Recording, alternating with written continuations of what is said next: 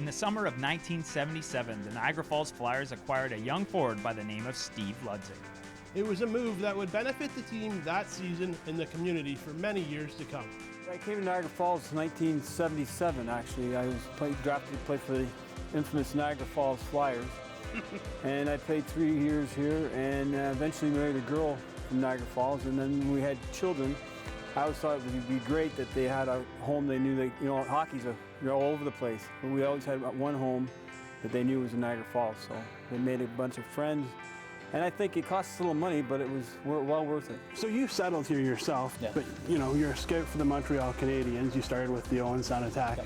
Niagara is not exactly the most central spot in Ontario, but you still chose Niagara. Was it just a family thing, or again, was it a large part of it? Obviously, the proximity to my family is the biggest part of it. We're extremely close, and I think having moved around so many times during my father's career, that's part of the reason of it, right? We moved to a new city, you only have the 4 of us, that's it. So there's probably closer bond than, you know, some families. I'm not sure, you know, can't speak for anybody's behalf, but we're extremely close. And having the chance to live in the same street and be, you know, within, I don't know, 50 yards of each other though, why wouldn't you take that? It's not close.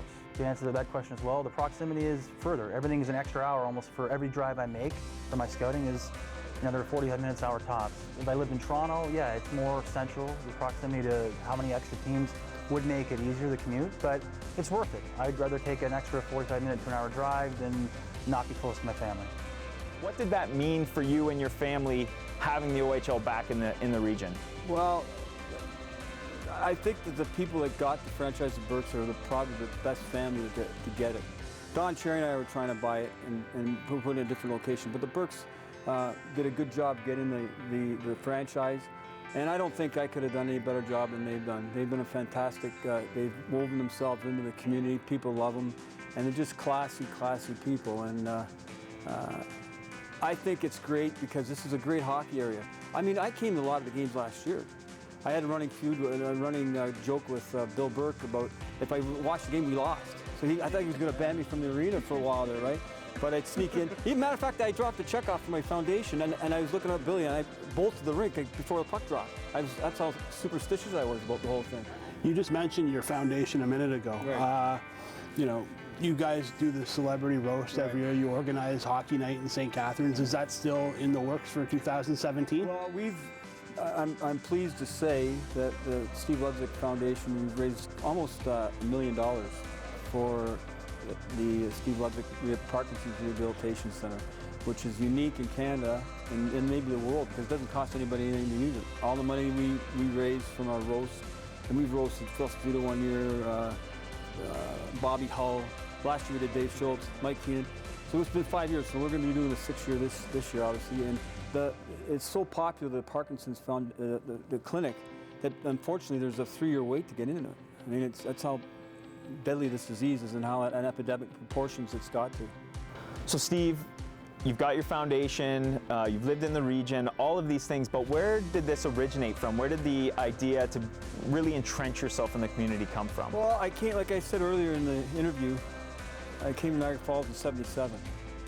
And I came as a kid that probably was skinny and coming back from a year of being off with the illness. And Niagara Falls, Niagara region, welcomed me with open arms, and I don't forget that. I never forgot that. Even to this day, I walk, I have Parkinson's disease, and probably 15, 20 people, they say, how you feeling? Are you feeling?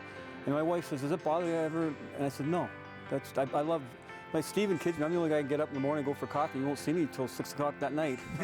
I run into people, I get gabbing and chit-chatting, and I love talking hockey. It's what I did, it's what I do. I was on the other side of the microphone like you guys, and I enjoyed that too. I really enjoyed that. And unfortunately, the Parkinson's disease gets in the way of that.